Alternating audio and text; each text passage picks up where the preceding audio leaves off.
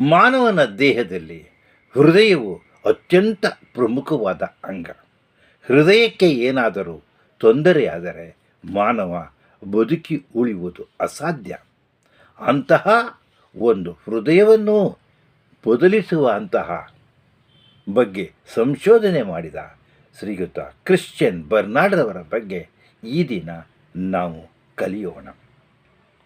ನಾನು ನಿಮ್ಮೆಲ್ಲರ ಪ್ರೀತಿಯ ಬರಹಗಾರ ಒಂದಗದ್ದೆ ಗಣೇಶ್.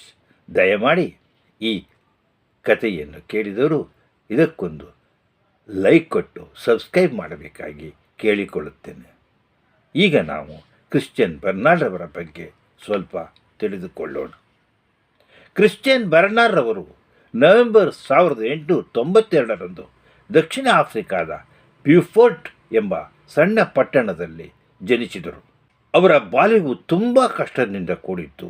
ವಿಶೇಷವಾಗಿ ಅವರ ಸೋದರರಿಬ್ಬರು ಹೃದಯ ಕಾಯಿಲೆಯಿಂದ ಮರಣ ಹೊಂದಿದರು.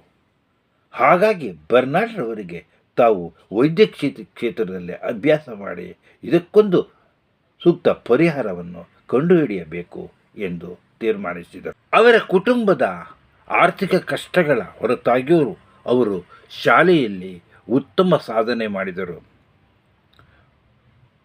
ಅವರು ಬ್ಯೂಫೋರ್ಟ್ ವೆಸ್ಟ್ ಹೈಸ್ಕೂಲಿಗೆ ಸೇರಿ ನಂತರ ಕೇಪ್ಟೌನ್ ವಿಶ್ವವಿದ್ಯಾಲಯಕ್ಕೆ ಸೇರಿಕೊಂಡರು. ಅಲ್ಲಿ ಅವರು ವೈದ್ಯಕೀಯ ಅಧ್ಯಯನ ಮಾಡಿದರು. ತಮ್ಮ ವಿದ್ಯಾಭ್ಯಾಸಕ್ಕಾಗಿ ಹಣ ಗಳಿಸಲು ಕಷ್ಟಪಟ್ಟು ಕೆಲಸ ಮಾಡಿದ್ದರು. ಹಾಗಾಗಿ ಬೇರೆ ಕಡೆ ಕೆಲಸಗಳನ್ನು ಮಾಡುತ್ತಿದ್ದರು. ತಮ್ಮ ವಿದ್ಯಾಭ್ಯಾಸ ಮುಗಿದ ನಂತರ ಒಬ್ಬ ಸಾಮಾನ್ಯ ವೈದ್ಯರಾಗಿ ತಮ್ಮ ವೃತ್ತಿ ಜೀವನವನ್ನು ಪ್ರಾರಂಭಿಸಿದರು. ಆದಾಗ್ಯೂ ಅವರ ಮಹತ್ವಾಕಾಂಕ್ಷೆಯಾಗಿದ್ದ ಶಸ್ತ್ರಚಿಕಿತ್ಸೆಯನ್ನು ಪಡೆಯಲೇಬೇಕೆಂಬ ಅವರ ಆಸೆ ಕೊನೆಗೂ ನೆರವೇರಿತು. ಮುಂದೆ ಅವರು ಮಿನ್ನಿಸ್ಪೋರ್ಟ್ ವಿಶ್ವವಿದ್ಯಾಲಯದಲ್ಲಿ ಪ್ರಮುಖ ಶಸ್ತ್ರಚಿಕಿತ್ಸಕರು ಮತ್ತು ಸಂಶೋಧಕರು ಆದ ವ್ಯಾಂಗನ್ ಸ್ಟೀನ್ ಅವರ ಅಡಿಯಲ್ಲಿ ಅಧ್ಯಯನ ಮಾಡಲು ಯುನೈಟೆಡ್ ಸ್ಟೇಟ್ಸ್ಗೆ ಹೊರಟರು. ಅಲ್ಲಿ ಅವರು ಶಸ್ತ್ರಚಿಕಿತ್ಸೆಯ ಸ್ನಾತಕೋತ್ತರ ಪದವಿಯನ್ನು ಕೂಡ ಪಡೆದರು ಮತ್ತು ಸುಧಾರಿತ ವೈದ್ಯಕೀಯ ತಂತ್ರಗಳಿಗೆ ಮಾನ್ಯತೆ ಪಡೆದರು. ಮೊದಲು ಜೀರ್ಣಾಂಗಗಳ ರೋಗಗಳ ಬಗ್ಗೆ ಸಾಕಷ್ಟು ಅಧ್ಯಯನ ಮಾಡಿದರು. ಈ ಅವಧಿಯಲ್ಲಿ ಅವರಿಗೆ ಹೃದಯ ಶಸ್ತ್ರಚಿಕಿತ್ಸೆಯ ಅಭ್ಯಾಸ ಮಾಡುವುದೇ ಮುಖ್ಯ ಗುರಿಯಾಗಿತ್ತು.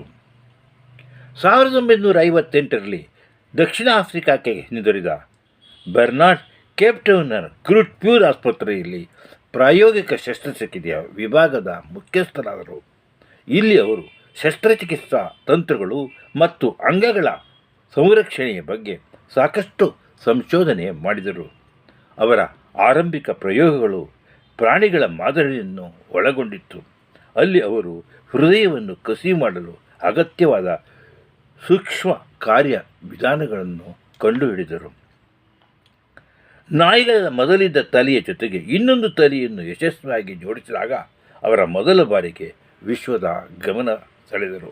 ಮುಂದೆ ವಿವಿಧ ಹೃದ್ರೋಗಗಳಿಗೆ ಶಸ್ತ್ರಚಿಕಿತ್ಸೆಗಳನ್ನು ಮಾಡಿ ಅಪಾರ ಅನುಭವ ಗಳಿಸಿದರು. ಹೃದ್ರೋಗಗಳಲ್ಲಿ ಬಹುಪಾಲು ಹೃದಯ ಸ್ನಾಯುಗಳು ವಿನಾಶದ ಅಂಚಿನಲ್ಲಿದ್ದು ಅಂಥವರನ್ನು ಬದುಕಿಸಲು ಸಾಧ್ಯವಾಗುತ್ತಿರಲಿಲ್ಲ. ಆದುದರಿಂದ ಇಡೀ ಹೃದಯವನ್ನೇ ತೆಗೆದು ಬದಲಿ ಹೃದಯವನ್ನು ಜೋಡಿಸುವುದೇ ಒಳ್ಳೆಯದೆಂದು ಅವರು ತೀರ್ಮಾನಿಸಿದರು. ಹಾಗಾಗಿ ಆ ದಿಕ್ಕಿನತ್ತ ಅವರ ಮನಸ್ಸು ವಾಲಿತ್ತು. ಆ ದಿಸೆಯಲ್ಲಿ ಅವರು ಮತ್ತು ಅವರ ಸಹೋದ್ಯೋಗಿಗಳು ಅದಾಗಲೇ ನಾಯಿಗಳಲ್ಲಿ ಪ್ರಾಯೋಗಿಕ ಪರೀಕ್ಷೆಗಳನ್ನು ಮಾಡಿ ಯಶಸ್ವಿಯಾಗಿದ್ದರು. ಮಾನವ ಪ್ರಯೋಗಕ್ಕೆ 1960ರ ಹೊತ್ತಿಗೆ ಅವರ ತಂಡದವರು ತಯಾರಾಗಿದ್ದು, ಇಂತಹ ಚಿಕಿತ್ಸೆಯಾದಾಗ ಸೂಕ್ತ ರೋಗಿ ಮತ್ತು ದಾನಿಗಾಗಿ ಹುಡುಕಾಡತೊಡಗಿದರು. ಆದರೆ ಮೂತ್ರಪಿಂಡ, ಲಿವರ್ನಂತಹ ಅವಯವಗಳ ಬದಲಿ ನಾಟಿ ಚಿಕಿತ್ಸೆ ವ್ಯಾಪಕವಾಗಿ ಪ್ರಪಂಚದಾದ್ಯಂತ ಜರುಗುತ್ತಿದ್ದರೂ ಹೃದಯದಂತಹ ಪ್ರಮುಖ ಅವಯವಗಳ ನಾಟಿಯನ್ನು 1967ರವರೆಗೆ ಯಾರೂ ಮಾಡಿರಲಿಲ್ಲ. ಈ ದಿಸೆಯಲ್ಲಿ ಅವರು ಮತ್ತು ಅವರ ಸಹೋದ್ಯೋಗಿಗಳು ನಾಯಿಗಳಲ್ಲಿ ಇಂತಹ ಪ್ರಯೋಗಗಳನ್ನು ಮಾಡಿ ಯಶಸ್ವಿಯಾಗಿದ್ದರೂ ಮಾನವರಲ್ಲಿ ಅಂತಹ ಪ್ರಯೋಗ ಅಸಾಧ್ಯವೆಂದು ಭಾವನೆ ಇದ್ದಿತ್ತು. ಆದರೆ ಕ್ರಿಶ್ಚಿಯನ್ ಬರ್ನಾರ್ಡ್ ಮತ್ತು ಅವರ ಸಹೋದ್ಯೋಗಿಗಳು ಅಂತಹ ಅವಕಾಶ ದೊರೆತರೆ ಅದನ್ನು ಜರುಗಿಸಲು ಎಲ್ಲ ಸಿದ್ಧತೆಗಳನ್ನು ಮಾಡಿಕೊಂಡಿದ್ದರು.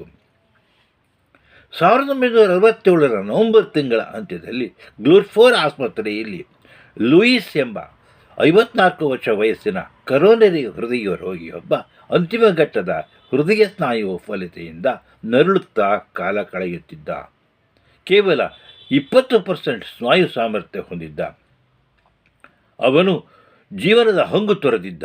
ಬರ್ನಾರ್ಡ್ ಮತ್ತು ಅವರ ಸಂಗಡಿಗರು ಬದಲಿ ಹೃದಯವನ್ನು ನಾಟಿ ಮಾಡಿದರೆ ಅವನು ಇನ್ನೂ ಕೆಲವು ಕಾಲ ಬದುಕುಳಿಯುವ ಸಾಧ್ಯತೆಗಳನ್ನು ವಿವರಿಸಿದರು.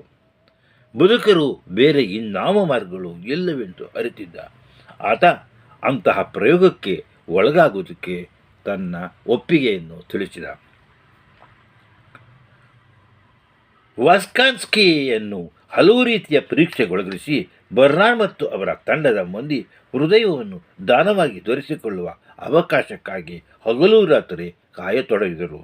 ಅವರ ಅದೃಷ್ಟಕ್ಕೆ ಸರಿಯಾಗಿ 20 ವರ್ಷ ವಯಸ್ಸಿನ ಯುವತಿ ಡೆನಿಸ್ ಡುವಾಲ್ ಎನ್ನುವವಳು ರಸ್ತೆ ಅಪಘಾತವೊಂದರಲ್ಲಿ ತಲೆಗೆ ಪೆಟ್ಟಾಗಿ ಪ್ರಜ್ಞಾಹೀನ ಸ್ಥಿತಿಯಲ್ಲಿ ಆಸ್ಪತ್ರೆಗೆ ಸೇರಿಸಲ್ಪಟ್ಟಳು.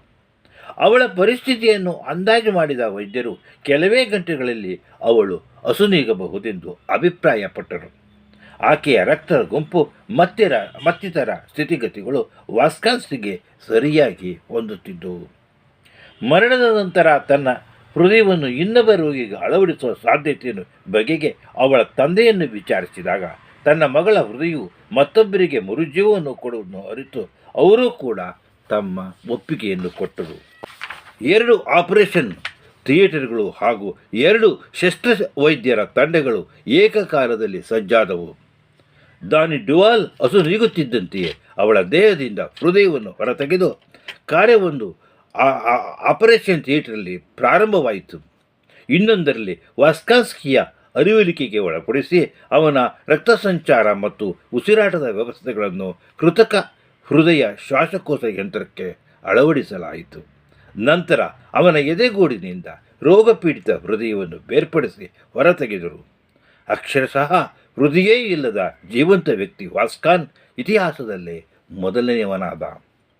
ಅಷ್ಟರೊಳಗೆ ಡುವಾಲ್ನ ಎದೆಗೂಡಿನ ತೆಗೆದ ಹೃದಯವನ್ನು ಅಲ್ಲಿಗೆ ತರಲಾಯಿತು. ಬರ್ನಾರ್ಡ್ ಮತ್ತು ಅವನ ಸಂಗಡಿಗರು ಆಕೆಯ ಹೃದಯವನ್ನು ವಾಸ್ಕಾನ್ಸ್ಕಿಯ ಎದೆಗೂಡಿನಲ್ಲಿ ಇರಿಸಿ ರಕ್ತನಾಳಗಳನ್ನು ಕ್ರಮವರ್ತಿ ಮುಚ್ಚಿ ಹೊಲಿಗೆ ಹಾಕಿ ಸೇರಿಸಿದರು. ಆ ತನಕ ತಂಪು ವಾತಾವರಣದಲ್ಲಿದ್ದ ರೋಗಿಯ ದೇಹವನ್ನು ಬೆಚ್ಚಗೆ ಮಾಡುವ ವ್ಯವಸ್ಥೆ ಆಯಿತು. ಕೂಡಲೇ ಡುವಾಲ್ನ ಹೃದಯ ದಾನಿಯ ಹೃದಯದಲ್ಲಿ ಸೇರಿಸಿಕೊಂಡು ಕೆಲಸ ಮಾಡಲು ಪ್ರಾರಂಭಿಸಿತು. ಈ ರೀತಿಯಾಗಿ ಅವರು ಮಾಡಿದ ಶಸ್ತ್ರಚಿಕಿತ್ಸೆಯು ಫಲಪ್ರದವಾಯಿತು. ಮುಂದಿನ ದಿನಗಳಲ್ಲಿ ಅವರ ಹೃದಯವು ಎಲ್ಲರ ಹೃದಯಗಳಂತೆ ಕೆಲಸ ಮಾಡತೊಡಗಿತು. ಆದರೆ ಆ ರೋಗಿಯು ಹೆಚ್ಚು ಕಾಲ ಬದುಕಲಿಲ್ಲ. 3 ತಿಂಗಳಿನಲ್ಲೇ ಅವನು ನ್ಯೂಮೋನಿಯಾ ಕಾಯಿಲೆಯಿಂದ ಮೃತನಾದ. ಆದರೆ ಬರ್ನಾರ್ಡ್ ಮಾಡಿದ ಈ ಸಂಶೋಧನೆಯು ಜಗತ್ತಿನಾದ್ಯಂತ ಹರಡಿತು. ಅಮೆರಿಕಾದ ಬ್ರಾಡ್ಕಾಸ್ಟಿಂಗ್ ಕಂಪನಿಯೊಂದು ಅವನನ್ನು ಕರೆಸಿಕೊಂಡು ಅವನನ್ನು ವಿಶ್ವಕ್ಕೆ ಪರಿಚಯ ಮಾಡಿಸಿದರು. ಬರ್ನಾರ್ಡ್ರವರು ತಮಗೊದಗಿದ ಈ ಯಶಸ್ಸಿನಿಂದ ಹಿಗ್ಗಲಿಲ್ಲ ಅಥವಾ ದಾನಿಯು ಸತ್ತು ಹೋದರಿಂದ ವಿಚಲಿತನೂ ಆಗಲಿಲ್ಲ. ಅಂತಹುದೇ ಮತ್ತೊಂದು ಅವಕಾಶಕ್ಕಾಗಿ ಕಾಯತೊಡಗಿದರು. ಅದೃಷ್ಟವೆಂಬಂತೆ ಅಂತಹ ಅವಕಾಶ ಕೆಲವೇ ದಿನಗಳಲ್ಲಿ ಒದಗಿ ಬಂದಿತು. ಆಗ ನಡೆಸಿದ ಬದಲಿ ಹೃದಯ ಶಸ್ತ್ರಚಿಕಿತ್ಸೆಯಲ್ಲಿ 58 ವರ್ಷ ವಯಸ್ಸಿನ ರೋಗಿಯು ಚಿಕಿತ್ಸೆಯ ನಂತರ ಹಲವು ವರ್ಷಗಳ ಕಾಲ ಬದುಕಿ ಸುಖಜೀವನ ನಡೆಸಿದನು. ಈ ರೀತಿಯಲ್ಲಿ ಅವರು ನಡೆಸುತ್ತಿದ್ದ ಶಸ್ತ್ರಚಿಕಿತ್ಸೆಗಳು ಒಂದಾದರ ಮೇಲೆ ಒಂದರಂತೆ ಯಶಸ್ವಿಯಾಗುತ್ತಾ ಹೋದವು. ನಂತರದ ದಿನಗಳಲ್ಲಿ ಈ ದಿಟ್ಟ ಪ್ರಯೋಗವು ಜಗತ್ತಿನ ಗತಿಯನ್ನೇ ಬದಲಾಯಿಸಿತು ಎನ್ನಬಹುದು.